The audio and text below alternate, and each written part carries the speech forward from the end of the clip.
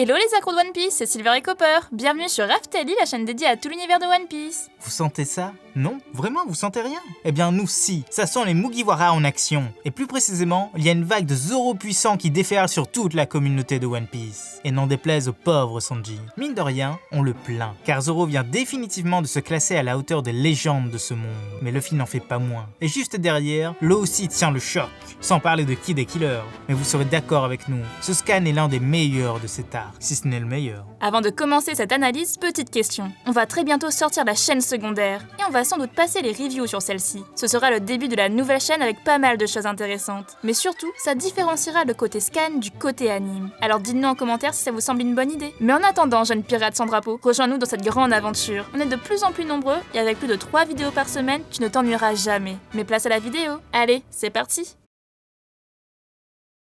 Pour la cover de cette semaine, Oda a réalisé le rêve de Matsu. Il voulait voir Pudding en train de se mettre du collier. Et hop, ça donne ça. Mais pour le coup, c'est toute la forêt enchantée qui s'y met. On n'aurait jamais cru voir un arbre qui se met des gouttes dans les yeux. Et Nitro en donne même au tapis magique. Mais cette image soulève quelques questions. Où est-elle aujourd'hui? Tout comme Katakuri et Crackers, ils n'ont pas été revus sur le bateau de Mama. Elle serait donc toujours sur place? Mama l'a-t-elle punie pour avoir aidé Sanji à préparer le gâteau? Pour l'avoir aidé à s'enfuir? Ou pour ne pas l'avoir tué pendant le mariage? On ne sait pas. Mais ce qui est certain, c'est qu'elle est toujours en vie. Mama a besoin d'elle pour lire les poneglyphes, et elle en a même parlé à Kaido. Selon elle, sa fille n'est pas encore capable de lire les écritures antiques.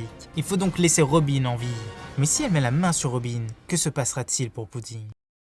Première vraie page du scan, Mama est en pleine chute libre, direction l'océan. Sur Onigashima, Zeus est toujours dans la boîte métallique alors que Prométhée se fait trancher encore et encore par Zoro. Même s'il est à bout de souffle, il ne veut rien lâcher. Law est impressionné, il est certain que le corps de Zoro est en compote. Tous ses os doivent être brisés, et pourtant, il continue encore. Kaido est agacé, il n'a pas envie d'aider Lin, et pourtant, il se sent obligé de le faire. De toute façon, il en a fini de son côté. Le chapeau de paille est à terre, inconscient, il n'a pas fait le poids. Le dragon se tourne alors vers Zoro, et l'appelant chasseur de pirates, il lui fonce dessus. Mais Law le téléporte et contre-attaque avec son injection shot. Kaido crache du sang, mais il frappe quand même Law de plein fouet. Prométhée et Napoléon en profitent pour fuir. Mais tant pis, Law déclare que c'est bien mieux que le plan foire plutôt que l'un d'eux y reste. Kid et Killer sautent sur l'occasion. Pour eux, tout a bien marché. Les deux Yonkos sont séparés. Ils foncent vers Big Mom, suivis de près par une énorme quantité de ferraille, alors que Zoro en profite pour les remercier. Du côté de Big Mom, celle-ci a été arrêtée in extremis dans sa chute. Prométhée est là, Napoléon aussi. Mais Mama est enragée. Où est ce bon à rien de Zeus? Les autres aussi le traitent d'incapable. Et Prométhée demande quelque chose à sa maîtresse. Mais quoi? On ne sait pas. Alors que Kid et Killer sont intrigués par les nuages.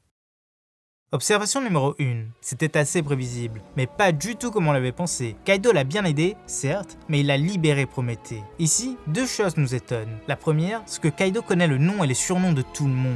Il nomme Prométhée, alors que ce n'est qu'une arme de Big Mom. Mais aussi, il appelle Zoro le chasseur de pirates. C'est un début de reconnaissance. Sans parler aussi du fait que Law a son instant de gloire. Il fait saigner Kaido, de l'intérieur, certes, mais ça marche. Et il résiste à ses coups grâce à une nouvelle technique, il crée une barrière. Observation numéro 2, le pauvre Zeus. C'est vrai qu'il a déjà trahi Mama une fois, mais là, c'est pas sa faute. Il est enfermé dans une boîte métallique et hermétique, pourtant tout le monde s'empresse de lui jeter la pierre. Mais le plus intriguant, c'est la question de Prométhée. A-t-il un plan derrière la tête? Observation numéro 3, l'alliance se prépare. Kid semble incroyablement confiant et file avec son bras droit vers Big Mom. Derrière lui, il y a une montagne de ferraille. Il prépare déjà son prochain coup. Mais la vraie question, c'est que se passe-t-il avec ces nuages? Hypothèse numéro 1, et si ça faisait partie du plan de Prométhée? Et si Mama avait encore d'autres techniques, plus dévastatrices, mais qui montraient son incroyable puissance? Après tout, les nuages ont l'air de former des cercles juste au-dessus d'elle. Kid et Killer ont-ils réussi à l'avoir tout seul? Personnellement, on en doute très fort. Ils ne faisaient pas le poids face à Kaido, et n'ont pas eu l'air d'avoir de level up. Enfin, Kid a son arsenal avec lui, donc on verra bien.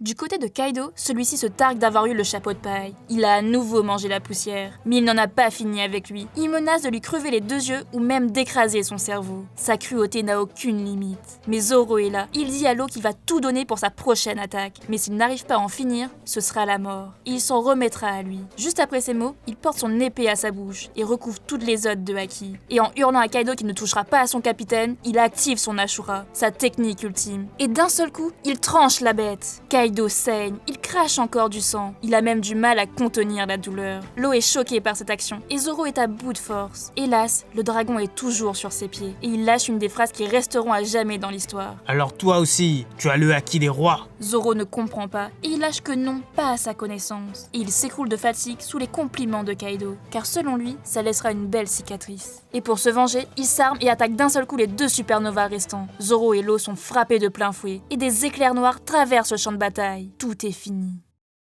Observation numéro 4. Zoro vient de faire un autre pas vers son but. Enfin, on dit n'importe quoi. Il vient de faire un bond de géant. Ça fait quelques scans qui nous sortent des attaques surnaturelles. Il a failli trancher Kaido, mais il a coupé la corne de l'île à la place. Il a encaissé l'attaque des 2 Yonko. Et encore une fois, au bord de la mort, il lance son Ashura. Ce n'est que la 3e fois de toute l'œuvre qu'il le fait. Et encore une fois, ça fait mouche. Mais le mieux, c'est que Kaido a senti son haki des rois. On se doutait tous qu'il l'avait, mais c'est une confirmation. On donnera une interprétation de cette perception en fin de scan. Un peu de patience. Observation numéro 5. Cette cicatrice est une continuité de celle qu'Oden a fait. Certes, Zoro n'est sûrement pas encore à la hauteur de ce grand épéiste, mais il suit ses pas. Observation numéro 6. Law est clairement un formidable support. Sans lui, la bataille aurait été pliée depuis bien longtemps. Kaido est le seul debout sur le champ de bataille. Tous sont hors d'état de nuire. Mais il a des regrets. Avec eux, il aurait pu conquérir le monde. Mais une voix se fait entendre. Luffy se relève et il proteste. Jamais il ne ferait ça, car eux, ils aiment les samouraïs. Et c'est pour ça qu'il va lui mettre une super raclée.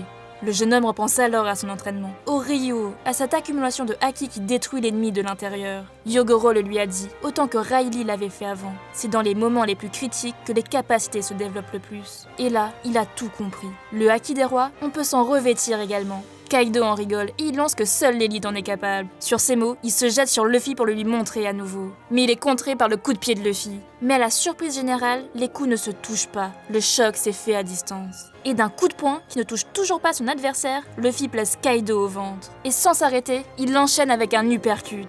L'ennemi est au sol. C'est lui qui a mangé la poussière. Law en est choqué par ce qu'il vient de voir. Luffy demande aux autres de descendre et de dire à tout le monde que c'est bon, il va gagner. Et c'est la fin du scan. A-t-on vraiment besoin de préciser que c'est un des meilleurs scans ? De toute façon, vous le savez déjà. Comme à chaque nouvelle sortie de scan, on a fait un sondage et d'habitude, les résultats sont très simples. Si c'est un chapitre normal, c'est souvent 60% de génial. S'il est bon, c'est 70 à 80%. Et là, il a tout explosé. 92% de génial, sur plus de 15 000 votes. Alors forcément, décryptons cette fin incroyable. Observation numéro 7. C'est la 3e fois que Luffy met Kaido à terre. La première fois, c'était sous sa forme classique. La seconde, sous sa forme de dragon. Et maintenant, c'est sous sa forme hybride. C'est exactement ça qui montre son évolution. Observation numéro 8. Voici une nouvelle utilisation du haki des rois. Voici enfin son évolution ultime. Celle que Roger et Barbe Blanche utilisaient. Celle que Mama et Kaido utilisaient lors de leur bataille. D'ailleurs, tout a été dit. Seule une poignée de personnes le maîtrisent. Mais là, c'est clairement incroyable. Luffy vient de se hisser à la hauteur des plus grands pirates de ce monde. Donc forcément, on va mettre à jour une de nos anciennes vidéos, celle sur le haki. Hypothèse numéro 2. Kaido lâche que Zoro a aussi le haki des rois. Sa forme Ashura est-elle une manifestation de celle-ci? Mais dans ce cas, cela voudrait dire qu'il a depuis plus longtemps que Luffy. Kaido en a vu des choses dans ce monde. Il semble reconnaître ce qu'il voit. Le vrai duel peut commencer. Luffy a enfin les capacités pour tout chambouler. Il veut faire un 1 contre 1 et les autres vont descendre. On aura donc le droit à d'autres duels. Donc forcément, on a hâte de voir ça. Et enfin, voici les petites prédictions pour le chapitre 1011. Law et Zoro quittent le haut du crâne. Même s'ils sont réticents, Zoro doit être mis à l'abri. Et forcément, on pense qu'il aura encore un autre combat à mener. Peut-être contre King. Mama se relève, encore plus puissante qu'elle ne l'était. Ce nuage géant lui appartient. Et peut-être même qu'elle va remplacer Zeus. Numéro 3, Sanji débarque dans la salle de concert. Marco est toujours en difficulté sur place et il va l'aider. Numéro 4, Franky vs Sasaki. Ça, c'est un duel qu'on veut voir. Surtout que le Mugiwara a l'air bien confiant. Numéro 5, Kanjuro tombe sur Momo. Mais Yamato est là et tout va très mal se passer pour lui. Après tout, il n'avait aucun moyen de le prévoir. Et enfin, numéro 6. Ça fait longtemps qu'on l'attend, le combat Jinbei vs Uzuo. C'est pas possible qu'on ne le voit pas alors qu'on voit tout le combat de Luffy contre Kaido. Voilà, c'est déjà la fin de cette review. N'hésitez pas à nous dire en commentaire ce que vous avez pensé du scan. C'était Silver et Copper pour Aftalil. À bientôt les accros de One Piece.